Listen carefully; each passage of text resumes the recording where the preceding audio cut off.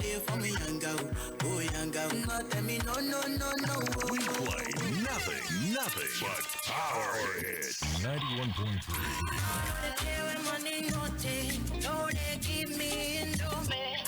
The hottest sounds on your 91.3.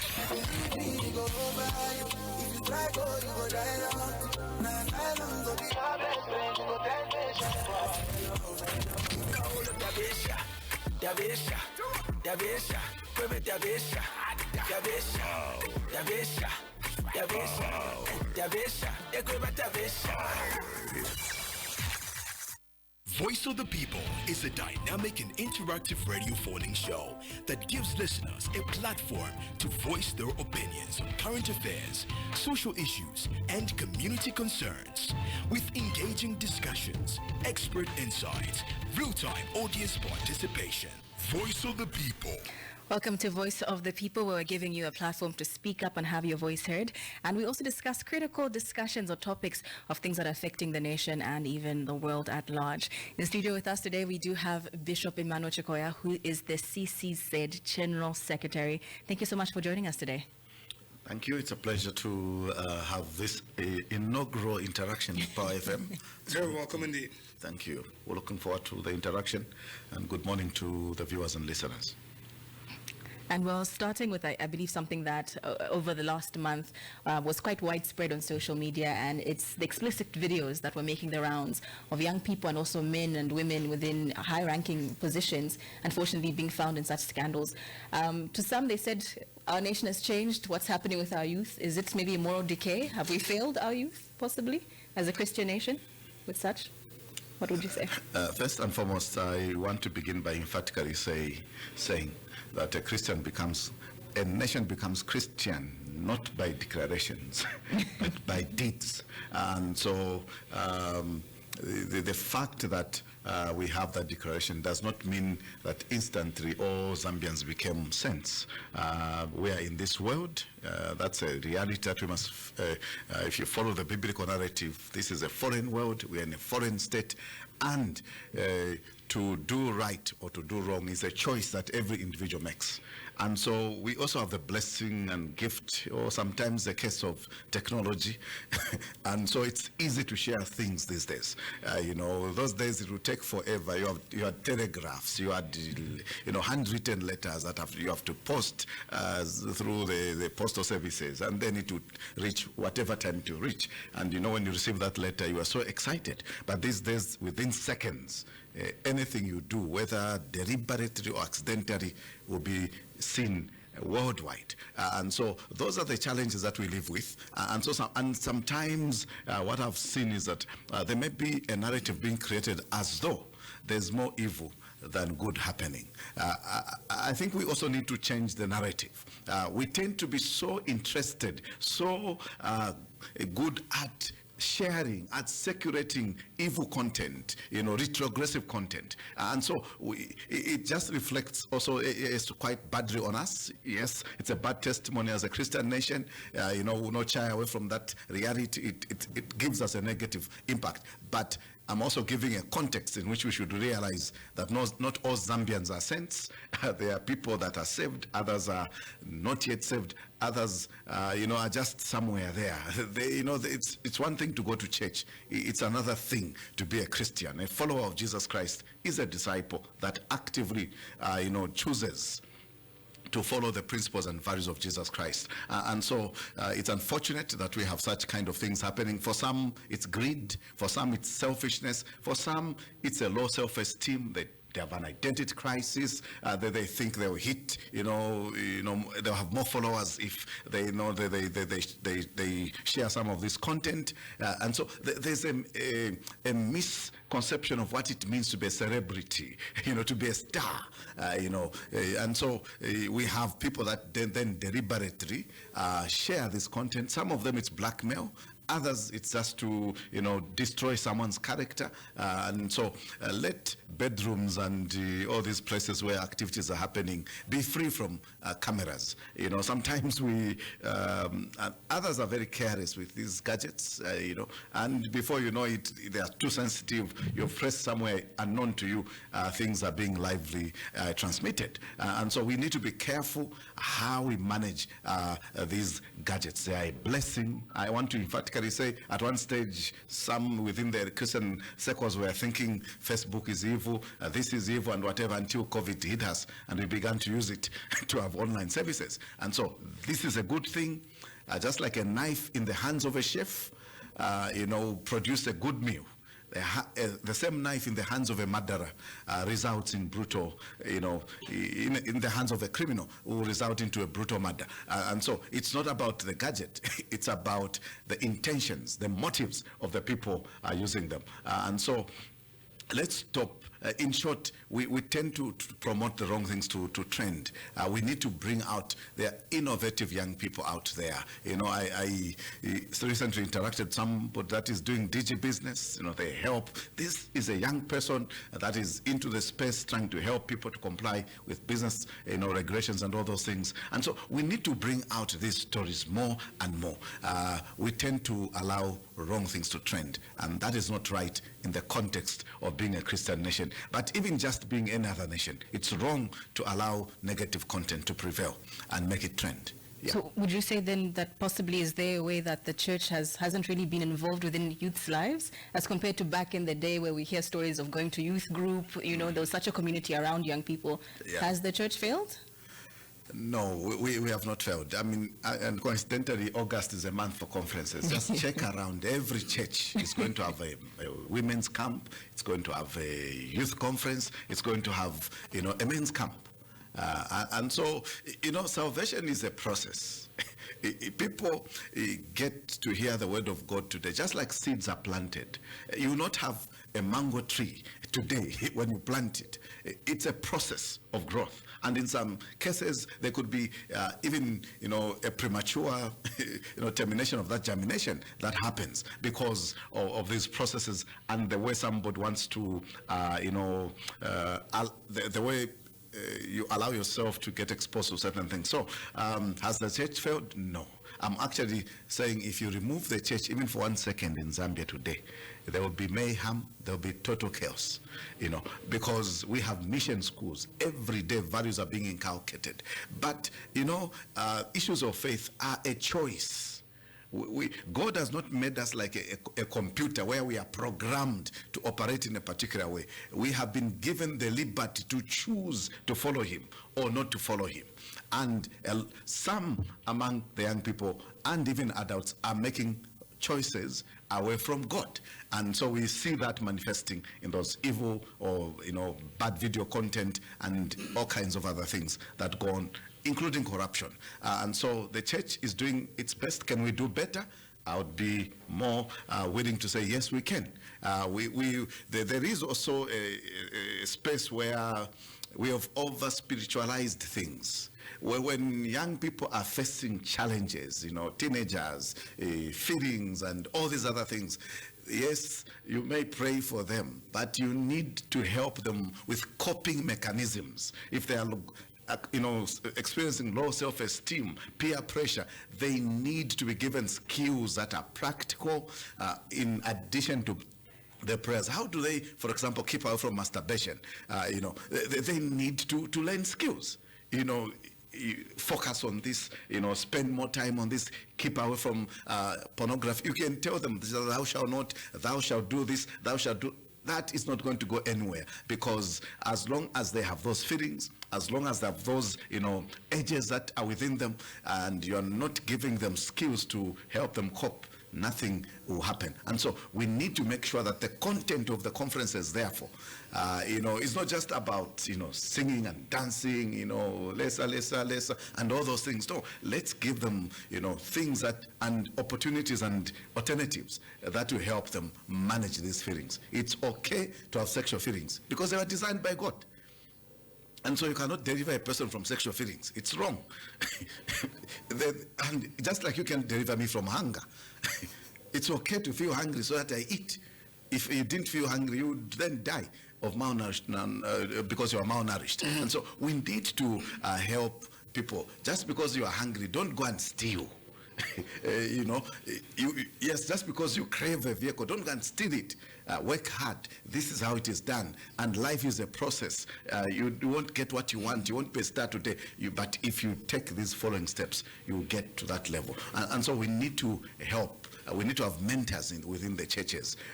Not those that will just tell you they see you, they see demons in you, they see this and that in you, but people that will sit with you over a period, begin to journey with you, begin to speak positives in you, listen to your struggles, listen to your stories. I think we need more of those spaces in the church, in addition to the content that is already there. Bishop Chikoya, Patrick Chifumba joining the Queen's Breakfast on Voice of the People. Let's switch gears a bit and get into the political space. What are your views about the political landscape at the moment? It could be better. It could be better. When Zambians voted en masse in 2021, they were voting against a system that they were saying had become brutal, had become too corrupt, had become, somehow insensitive to the needs of the Zambians. The debt was going out of control. And so, the way the Public Order Act was being applied, the levels of corruption, we saw people flaunting and, showcasing money on social media. And all those things, certain places became no-go zones for other political stakeholders. And Zambians said, no, this is not the Zambia I want to see. Zambians desire a united, a peaceful, and prosperous country where all Zambians can thrive socially, politically, and economically. Right now, you find that the flags are back. Yes, we saw some improvement in terms of cadre presence. The mayhem on the roads is still there. Whenever there's a funeral, you see total chaos. On Youth Day, you see total chaos. And, one of the worst was that incident involving the Memorial Park, where basically panga wielding, alleged, the same language that was there in the past, suspected, alleged. Who are these suspects? Who are these so-called alleged people that are never, arrested, from the previous to the current? That language still prevails. And so the use of law enforcement agencies to fix one another still goes on. You can clearly see that this matter can be better handled. A courthouse can be given to somebody, but a house is invaded, investments that somebody has, put in, things are broken within seconds. Excessive force used when it is not necessary. And so we see those elements. You don't have to wait until it degenerates in total chaos. I am a fan of what Noah did. He built the ark before the rains came. When the rains come, you don't begin to look for a hammer to build an ark. You go into the ark. And so when you see elements, when you are diagnosing, when you go to the hospital, the first thing they do is they won't give you medication. They diagnose. They will tell you, they will check your history and then tell you your problems. And so what we are seeing could result in disaster if we are not careful. The levels, the tones in terms of tribal overtones are there. Cases, yes, are being pursued of corruption, but it looks like there's more passion to follow corrupt cases of the previous regime, while the current ones maybe, we are told names will be named later, investigations are ongoing, and they go on and on and on. While the other camp, even when they are already arrested, they'll be moved from one town to another town to face another, issue. We're not against the law being applied, but we must make sure that the law does not have eyes. It should not discriminate. It should be applied fairly to all. And so there are quite high levels also of corruption. The American have been on record, withdrawing funding, and so many other examples are there. And so we've seen bill after bill, and people, the backlash against it, including Constitutional Court ruling against Bill 7, for example, which is similar to Bill 10. And so, ideally, I think we were expecting better. we are expecting better. I know there have been improvements here and there, but we are expecting better in terms of how. For example, we were told clearly, not through third parties, cyber law will be repealed. Are we saying there shouldn't be any law around cyber issues? Yes, it should be there. But when you are in the opposition and you say something will be repealed, when you get in, you strengthen it, you need to give Zambians an explanation. Why did you say what you said that time? Public Order Act continues. We are 1 year to elections. And so we wish we can get to that level where what we are told gets done. And so there are areas of concern, yes. Once again, this is Voice of the People. Do remember that you can call us up. You can send us your messages. That is on 0955-997-997 or on 0979-192-485. In studio with us on Voice of the People, we do have Bishop Emmanuel Chikoya, who is the Council of Churches in Zambia, CCZ General Secretary. We're touching on a number of issues, and you too can be part of that conversation. And just recently, I would say, you did release a statement during the Zambia Conference of Catholic Bishops, where you called for common respect during the mourning of the late President Edgar Lungu. And this week, the topic has been brought up again due to the court case that's happening within South Africa. So far, seeing how the proceedings have happened since June till now, how would you say that has been on both sides? Have they acted in good faith, or still are we seeing that tension?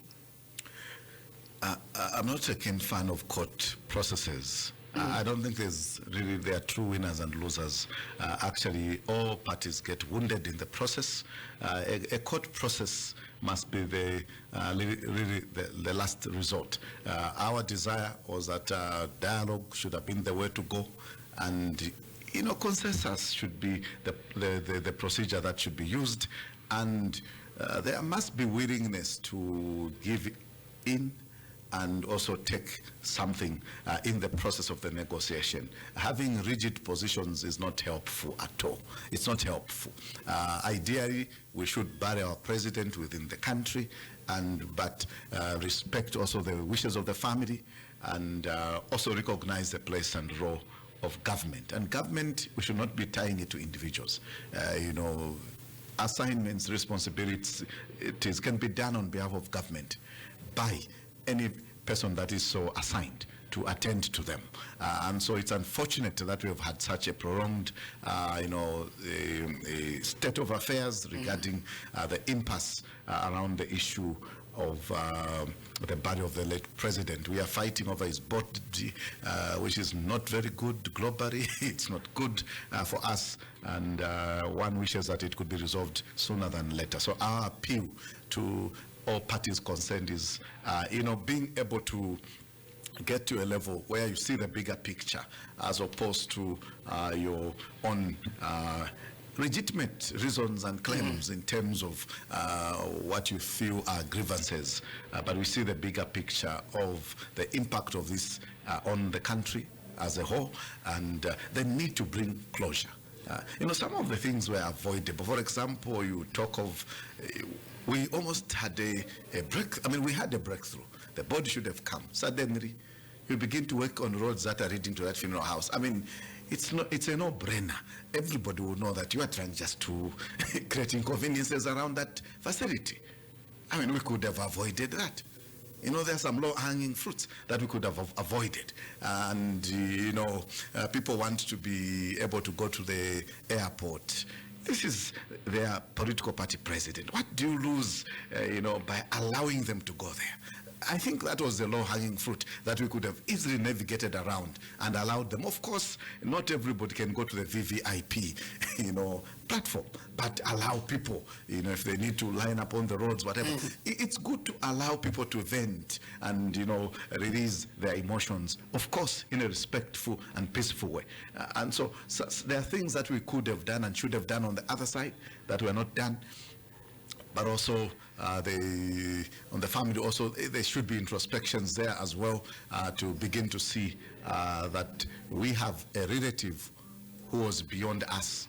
Is somebody that has ruled the country, and therefore Zambians also are stakeholders in as much as the family is a primary stakeholder. Is the church involved in trying to cancel both sides in this particular impasse? Yes, we've been able to interact and engage and give advice. Actually, even on that day when the court case was commencing, we were at State House, and among many topical issues, that was one of the issues that was discussed. But of course, like everybody else, we were taken by surprise when we saw a court action letter. And there've been some some prominent church leaders actually that were, working round the clock throughout the night, and were in touch with them, because not everybody, when you're doing counseling, not everybody can be in that space.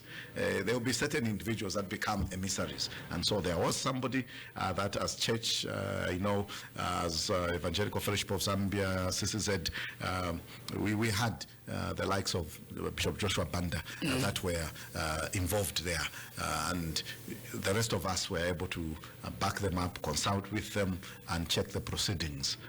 Unfortunately, we didn't get the kind of result that we wanted, but we have made those efforts, and including prayers that have been held to try and make a difference on the matter. Let's see if we can quickly squeeze in a call there. Good morning. You're through the Voice of the People. Good morning. Okay, we seem to have a bad line there. Remember, you can call us up on 0955-997-997 or on 0979-192-485. In studio with us, we do have Bishop Emmanuel Chikoya, who is the CCZ General Secretary. And I'll say, continuing actually on the same topic, this has sparked a lot of emotions from Zambians, which is understandable. And with people choosing one side or the other, but then seen as currently there is the Symposium for Episcopal Conferences of Africa and Madagascar, which I would say the theme has been source of Christ being the source of hope, reconciliation, and even peace.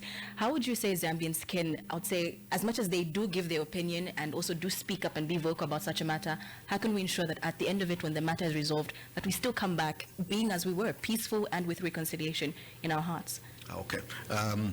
First and foremost, I'm not a spokesperson for Zambia Conference of Catholic Bishops. They are our colleagues. We work, I think you take note that we have Evangelical Fellowship of Zambia, the Zambia Conference of Catholic Bishops, and the Council of Churches in Zambia. That's where I come from.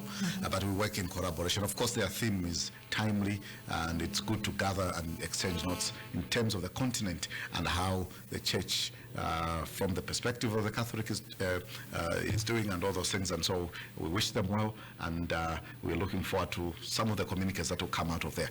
But how should Zambians behave? I think in church circles there's what we call fasting. Let's fast sometimes from these gadgets, because it's like Zambians sleep, posting. Some of them are dreaming. They may even post their dreams, if it were possible, on social media. One of the things that has made this matter quite muddy, it's there are too many people on either side, those that are pro-government, pro-ruling party, and those that are pro-PF, posting and commenting anyhow and anyhow on this funeral issue. I think even as the court case is going on, already you have people that are posting judgments, 48 hours, we must have ABCD. And so this is not helping. Can we desist? Can we refrain as Zambians from commenting on this matter? And that is why even as church we've told people, no, the matter is before court. We'll try and stay away from it. And so actually yours has been an exception, because we've been shying away from commenting on this matter, because you comment, somebody will feel your tone was pro the other side, the tone was pro this other side. We are pro justice, we are pro fairness, we are pro consensus building, we are pro dialogue. But whatever you say, somebody will interpret it from whatever lenses they are seeing it from. And so my general advice to Zambians would be, let's take a step back. Let's introspect. Let's be prayerful and desist from making unnecessary comments. And some of the comments are so unkind. People are basically so insensitive, so cold in their statements, But, in our local sayings, there is a saying, Mavuten Pamzako. When you get into there and then someone comments similarly, then you cry foul. So let's do unto others what we expect to be done unto them. Respect those that are mourning, respect the dead president, and let's keep away from these, insulting language, demeaning language on either side. Let's keep away from that. Bishop Chikoya, you alluded to Bill number 7 earlier. The church recently called for the withdrawal of the Constitutional Amendment Bill number 7. Well, how does the CCZ envision meaningful participation of faith-based organization in constitutional reform, particularly the proposed Bill 7? First and foremost, government is a facilitator. Mm-hmm. Yes, there's no process of that nature that could begin or be done without the involvement of government. But they are not the owner of the process. And so our understanding is that our leaders must create the environment through which a mechanism, for example, in the past of constitutional review commissions, where various stakeholders are represented. It is unthinkable to think that every Zambian will come to that table. No, there are clusters, there are representative voices and entities from which stakeholders, a smaller team, could be picked to then represent the various stakeholders. For example, you have the Minister of Justice moving around and getting content. How do you ensure that your voice is protected from such a process? It will only be when there's a group that has been properly constituted using a consensus model and representative of everybody. And there must be enough time. There must be enough time around this matter. We need to avoid linking this process to elections, because then we rush. And when we rush, we are going to crash, And so we must make sure, the advice was given as early as just when the new government came in. Mm-hmm. But this matter was brushed aside. And so what we see as ideal is a transparent process. How you come up with whatever amendments have to be proposed must be done in an environment that is representative of all actors. You have CSOs, you have FBOs, you have the unions, you have, of course, the political stakeholders and all other stakeholders, the differently abled, the youth voices in there. If that is done in that way, and then we came up with a bill like that, Zambians will say, yes, at least my voice was heard. And so we desire that kind of a process. And we are also saying there have been reviews that have been done in the past. Mm-hmm. And we have Zambians that have helped other countries, our own experts. Why couldn't we review all these? And the submissions have been very good. And the only time we've missed it is when the partisan interests of the ruling parties of each successive government have come in. So the whole document that is properly crafted with the views of the Zambians gets doctored, and somebody else sitting maybe as government begins to pick and then drop some of those articles. I think that is where we've been missing it. And so if we can have a situation where we have all these and there's no capture of the process by usually those that are in government, unless we go through that route, we'll continue and we'll be wasting money, spending money over, because every government that comes in will want to do something that will favor them or take care of their interests. So we would like to see a process that is Zambia focused, a process, a constitution that will outlive even governments one after the other, because it has been so well done. 2016, for example, that constitution that was signed was not done during that time. It had survived almost, from the Manawasa times. Mm-hmm. And the president then, President Lungu, may he so rest in peace, decided to just sign it and effect it into law as it was. And so we want to see such scenarios happening in this country, so that not some privileged individuals just coming and telling us these are the amendments. Like take it or leave it. How can you be debating? And you are also alive to the fact that the Concord has ruled. Mm-hmm. And so how do you bring back a matter that has been declared, not constitutional, So, and then you have the debates of who can, the two are independent of each other. But at the end of the day, we have the law of the land. And so we need to follow what the courts have said. That would be our view. So withdraw, go back to the drawing board, have nothing to do with elections. Let's have a proper roadmap for enough consultation. So the process must be consultative, transparent, and it must not be tied or limited to the election season. Yes. Voice of the People, our guest this morning is Bishop Emmanuel Chikoya, CCZ General Secretary. If you do have a question or contribution, 0979 192 485 or 0955 997 997. And so now we are gearing up or going into election year, and there was a warning, I should say, or rather a challenge, or if I should say a call to action that we should actually have a sober political conduct. And so far with the by-elections that we've been seeing, there's been, a bit of fighting, a little bit of kafwafwa, if I should say. And so now, and even, I would say, even decisive language as well being used within that. How would you say CCZ is preparing congregations, but even leaders to uphold ethical discourse as we approach elections where emotions run high? Okay. Yeah. What we do usually, first and foremost, we issue pastoral letters, and of course, we want to encourage our member churches. If you look at the CCZ population, we account for quite a considerable portion of the Zambian Christian population because of churches like the UCZ, the Anglican, Salvation, and some of these Protestant churches. So we do issue statements to encourage our members to cooperate, because ECZ does use, in fact, one of the easier methods the ECZ uses to get to the masses is church gatherings.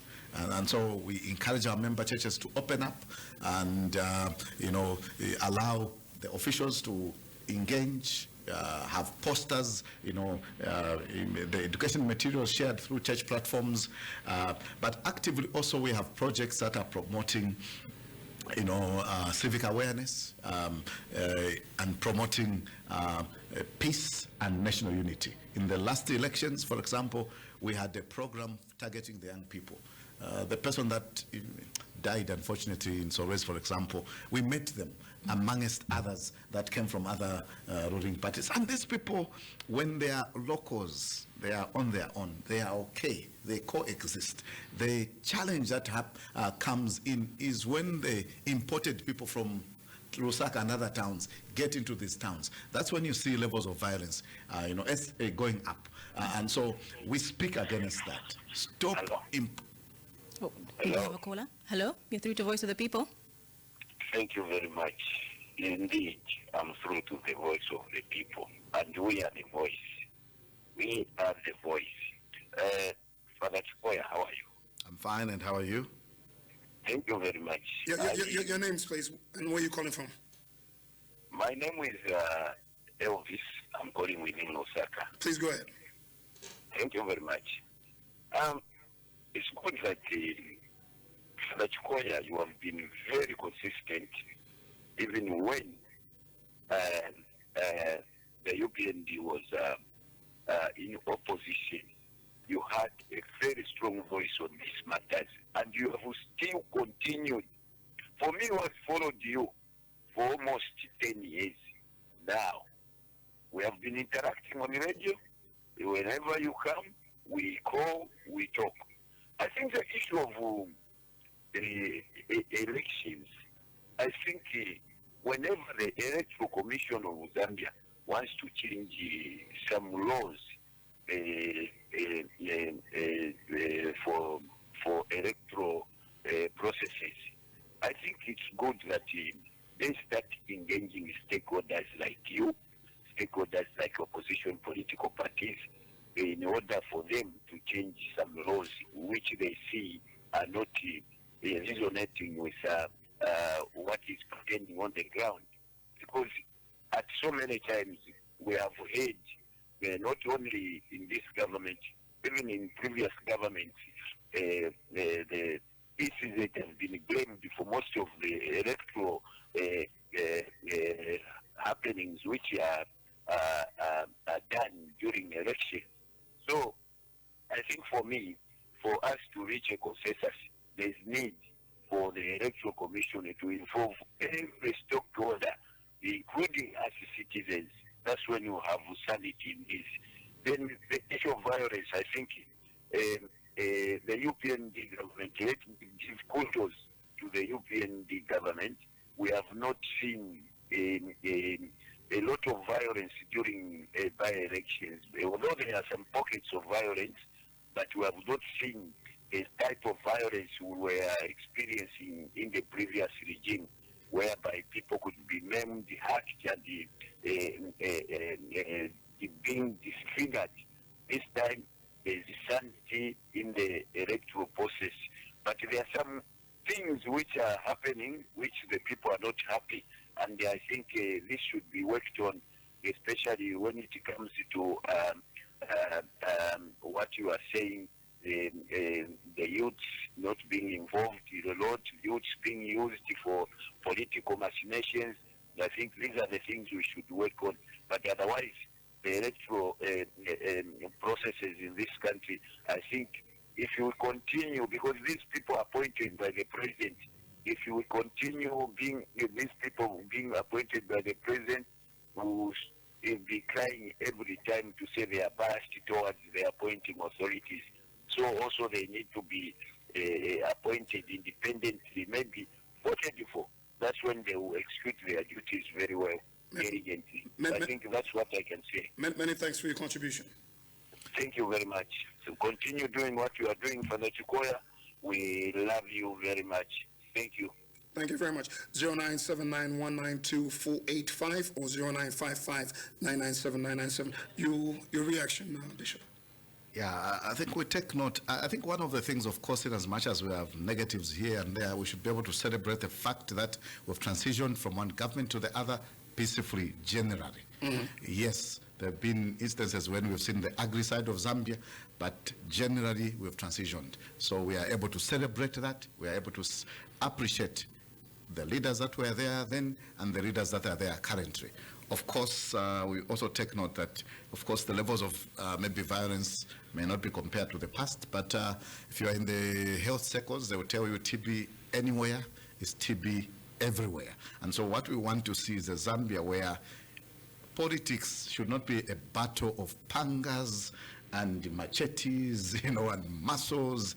Politics is a battle of manifestos. Politics and campaigns must be, around, showcasing what you are going to do for the Zambian people. And so we shouldn't see people, muscle men and women. We should be seeing intellectuals. We should be seeing thinkers. But if you see the narrative, even now, you will see these hefty-looking guys. There's no wrestling match. There's no boxing tournament. If I may use this member, let's stop that. I mean, we are preparing for a political battle. We need to see more debates, actually, even at presidential level, the way it happens in America. We need to hear what are their thoughts, what are their visions, how stable are they, because even in the conversation you can see how somebody can handle provocation and all those things. They will help the Zambians. And so we would like to see that kind. And so those are some of the things we're advocating for. But through the Christian Churches Monitoring Group, it's a very unique entity, actually, in Africa, maybe even worldwide, where the church comes together to monitor elections, 2016, 2021. And, we've protected the Zambian ballot. We didn't just close our eyes and pray. We are monitoring elections before, during, and after. We've stopped being active just in the election year. Because election year, actually, there may be less rigging. Rigging is about the process, NRCs, voter registration.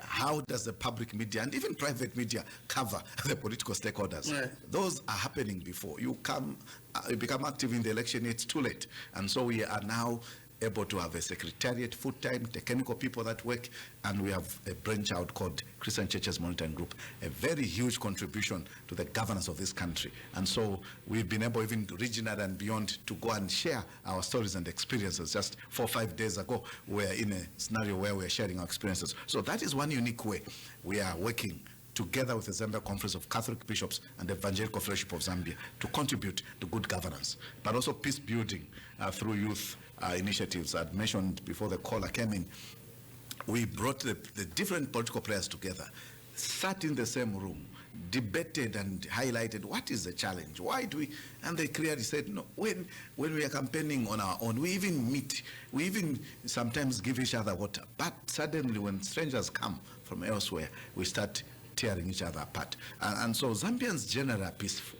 But when you get to elections, politicians have been careless in their language. And we abuse the young people because they are poor and unemployed, and they've been available. We need to stop that culture. Yeah. Because of your involvement, is it the reason why the Vice President, for instance, said the church should disentangle itself from politics? Are you seen as politicking as a church? I wish that was said to us when they were in opposition. Yes. When the church issued that strong statement when concerning the Mongo incidents, they were saying amen to it. What was the church doing there? So, and one other thing that I want to emphatically state is that we are not getting away from anywhere. We have to be in the economic space. We have to be in the political space. We have to be in the social space. We have to be in the health space. And we are there. And we are not just talking. We have infrastructure. We have personnel deployed in the remotest of the remotest areas. And so we are providing services. But when we see wrong things, I think Catholic priest said, when I help the poor with food, I'm celebrated, I'm commended. But when I ask a question, why are the poor poor, I'm classified as a communist. And that is similar to that. When we are providing these services, when we are having the day of prayer, and when we are having all these, it's okay. But when we begin to say, sorry, sir, madam, corruption is too much. Medicines are not in the hospitals. And there are these stories about Zamsa. The land issues, there are challenges. And we have seen flags being mounted in markets. We are getting worried. Are these UPND facilities? Then we'll be termed as playing politics. No, actually, the church is the salt and the light of the earth. And so you cannot prescribe where light should be. You cannot prescribe where salt should be. Because we are the salt and the light of the earth. And salt has an element. Before we knew of these clinics in those rural areas we grew up from, it was used to bath wounds. And when your grandmom used to do that, you would feel this is a wicked woman. And yet they had to do it. They caused pain, but it brought healing. And so I'm not surprised that political players will be irritated because the church operates independently. And I also strongly state a church that is weak and compromised is not good both for the ruling party and for the opposition and for itself and for Zambians. It's a dangerous space to be in. An ignorant, disengaged, misinformed, ignorant church is a danger to itself and the community itself. And so the church has to be aware. What is our role as church? There's a kingship role. A kingship role is where we provide leadership and guidance. There is a pastoral or the priestly function, baptism, weddings, funerals, and all. When we do these things, people are very happy. When we appear, national, funeral and whatever, they are very happy. But then when we go and attend a debate reflecting on governance, the question comes, what are they doing there? No, we have a role which is called prophetic. And that is why the vision of the council, for example, is to be a prophetic voice with a transformative impact on church and society. And so when we come to the prophetic, we have to speak, thus says the Lord. If we continue with this divisive narrative, we are going to result in chaos. If we continue doing imingalato around, for example, constitutional making processes and around the way we manage our political players, this is what will happen. And so we have to desist, as political players from confining the church to the wars. Actually, the church in the Bible is not confined to those wars. Beautiful cathedrals, some of them are not so beautiful, but the church is a gathered community of people. The church is about establishing the kingdom of God. And so our role is when we pray, our Father who art in heaven, your kingdom come. Where does it come? Just on the church? It comes everywhere. We are desiring that the kingdom, the principles of God, the values of God, come and get established in every aspect and every area called Zambia and the whole world. And so when we are participating in these places, again, go through the Bible, read Jeremiah, Prophet Micaiah. You read about Nathan, who even confronted the king on moral issues because he had snatched somebody's, wife and arranged that person to get killed. And the king was spoken to in very straightforward. And what resulted? It is Psalm 51. David recognized and repented. And so our leaders should distinguish. For example, when we talk about justice, we are not politicking. So if you are unjust, whether you are opposition, whether you are in the ruling party, we are pro-justice. We are pro-truth. We are pro-transparency. We are pro, a united and prosperous Zambia. And so if anybody begins to do things that threaten that, we will speak out and speak up. We will not whisper. Even Jesus did indicate to his disciples, those things I told you to whisper about, now speak them publicly. So Jesus, I don't know if he would have survived during this time. He called Herod that fox. I think that will get you into cells currently. If you called any leader that, he'll be arrested. And he called some of those leaders of that time, you are like whitewashed tombs. Inside they are full of bones. John the Baptist was able to tell the people that were coming after him, and some of them were in the military and others, and he told them, you brood of vipers. And so there are times when you have to be brutally honest with the word of God, and there are times when you have to speak truth to power and be unapologetic. We are not looking for hugs, actually. Because if you go down, for example, CCZ was established in 1914. So it's not established yesterday. You go down history, you will see a consistency in terms of the voice of the church, in terms of service delivery, in terms of confronting the evils of our time, injustices of our time, including the struggle for independence. The church was there. It's not politicking, it's promoting human dignity. It's promoting unity. It's promoting justice. Bishop Chikoya, you alluded to the phrase transformative impact. Let's go into the economic space a bit. There's been a lot of reforms, debt restructuring initiatives, and whatnot. Do you think these reforms and initiatives have trickled down to the Jim and Jack in the street? Yeah, currently, actually, if the nation thrives, the church also thrives. If the nation does not thrive, then the church struggles. And there's more pastoral workload, actually. When you talk about GBV, you may have a link to GBV linking it to economic issues. Because when people are hungry, they'll be angry, and there'll be chaos in the home. The girl child, for example, begins to become a commodity that they have to marry off in order to deal with economic issues. And so you see, challenges around girl-child marriages. You see challenges where brutalization is going on, financial negligence going on. And so this is a lived reality. Is the cost of living high in Zambia? Yes, it is. We feel it. One example is when you look at the ZESCO units, a 600 would get you enough to cover for the whole month. I live in an area where we are suffering because of the status of that area, and we are now having to spend 2,000 per month for electricity because the units have been made, you are paying higher rates than we used to pay, and of course to cushion others and all those things. But for the ordinary person, the improvements, yes, debt restructuring has happened. We are grateful. We appreciate the efforts by government. But one thing we should know is that is not a debt writing off. It is a postponement. It means generations later we will pay.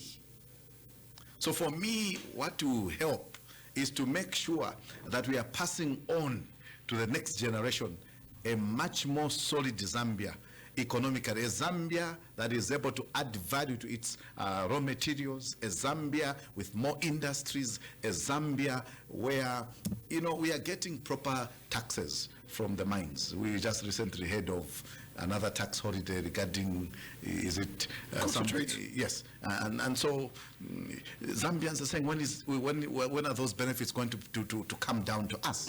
Because, and then you increase the taxes for the people. You know, the cost of things, because some taxes have been introduced, it means more taxes to the people. And so those benefits are immediately not trickling in down to the people. I know we are being told, let's tighten the belt, but this belt has been tightened. Maybe it has even broken up, snapped so many times. And Zambians, the ordinary, especially typical poor Zambian, is saying, for how long shall I, tighten this belt? Because it's now in tatters, and so there must be mechanisms that help. For example, we need to boost the peasant farmers. We need to make sure that the local entrepreneurs, the artisanal mining are helped, they are equipped so that they can do mining and not meet the wrath of the police every now and then. We need to get it right. We need to make our gold, our diamond, our copper, and all these things work for us here on earth. I think we are not yet there at the moment. Of course, we are being told, the right fundamentals are being worked on. But when I'm hungry, yes, I am happy that those are being worked on. I need to eat. I need to take my son, my daughter to school. I need to be able to lead a dignified life while all these things are happening. Yeah. This is Voice of the People once again, and remember that even as we get to wrap up quite soon, that we are speaking to Bishop Emmanuel Chikoya, who is the Council of Churches in Zambia General Secretary. And I should say, Bishop, that congratulations are in order to your recent appointment and by President. So I would say within now this new role that you're taking on, I'm sure you cannot say much on it, but what are your expectations as you have now been appointed as part of the board for the Human Rights Commission? It's that's a topic first and foremost, it's subject to ratification by Parliament. So until that happens, it's a proposal that has been made. We've had the privilege to serve in the immediate past board that was dissolved following the enactment of a new law, the new act, Human Rights Act, and so. For me, it's about serving the Zambian people. That is what drives me. It's very clear in my mind. My default setting is that of General Secretary, and so we'll speak, we'll do things, and of course it does attract challenges because others feel you're ungrateful. But our understanding is that we've been appointed for such a time as this to be able to speak for and with the Zambian people, and that we shall do without fear or favor. And so if that means us, being offloaded because maybe we have, denounced an issue, then we'll have to live with that. And so it's very clear that we come to save, we come, actually it resonates with what we are doing. The Human Rights Commission, by the way, is not what people perceive there. You may have this big title, and if you do your homework very well, you will notice that it is more of sacrificial service. It's more of sacrificial service. We are not on a salary. We are just there to serve the people of Zambia.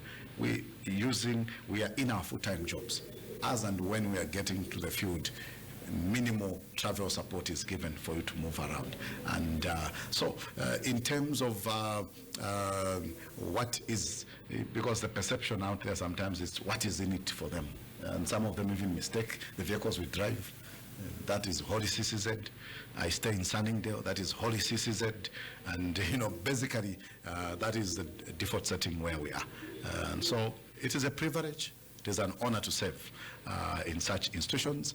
And we commit to be independent, to do the best we can for the good, especially of the least among the Zambians. And many times people think, the commission work is more about politicians and politics. No, we need to check the health sector. We need to check all these other sectors because there are issues of a human rights nature in those areas. So we would like to ensure that these are more enhanced instead of bringing more prominence on just political related challenges, usually when they get arrested. Or, we need to become more clear and visible in awareness raising, but also all sectors in the social space. What is happening in traditional leadership settings? How are people being handled there? All those are issues that are within this space, and that is why we warm up to it and accept. Bishop, before we wrap up, just quickly, if you may, as we head into the 2026 general elections, what are some of the things you hope to see happen as a church? We hope to see issue-based campaigns. I think it's high time we got away from this issue of trying to appeal to this is our own, I'm your own issue. We want to judge people by the content of their character, by the vision, by the aspirations that they have for getting into that office. And so we want to see scenarios where people don't just vote, when they are voting for the president, then automatically everything is the same. No, we want people to be objective. We want people to analyze every person and even dare to vote for somebody that may not necessarily be from their political party, but they've got value, but they've got a vision, and they've got a character and content that we need as Zambians. We want to see peace as we get to towards the elections. We want to see fair coverage, on the public media space. I mean, this is taxpayers' money. Every Zambian invests in ensuring the public media. And so they want to see their leader, they want to hear their political party in that space on positives, because sometimes they may hear them or they're only covered when there's a negative. We are looking at fair coverage. And of course, we don't want to see polarization. It's not helpful. And we want to see more intellectual interactions around people marketing themselves, showcasing what they would do, as opposed to being dancing queens and kings. Elections, dear Zambians, must not be about who brought the best band, who got the best food, who killed or slaughtered the biggest number of animals and fed people. No. There's life beyond that day and the election fever. And so we need to get to a level where our vote as Zambians should not be tied to that T-shirt, to that chitenge, to chiwuku, and whatever it is that you may be given to drink, and the 50 kwacha or 100 kwacha. We need to see the bigger picture of Zambia. What do we want to see? I think from our perspective as church, alluded to it, we want to see a conversion of hearts, a united, that leads to a united, peaceful, and coherent Zambia, where everybody can actively and proactively participate in a thriving atmosphere, socially, politically, economically, without let or hindrance. That is what we want to see. And we want to see situations where people can vote anywhere and they'll still come back home with everything intact about them. We want to see professional handling of security matters by our security wings and by the police. We want to see a scenario where observers and other stakeholders are allowed freedom to operate. We would like to see more of those things. Yes.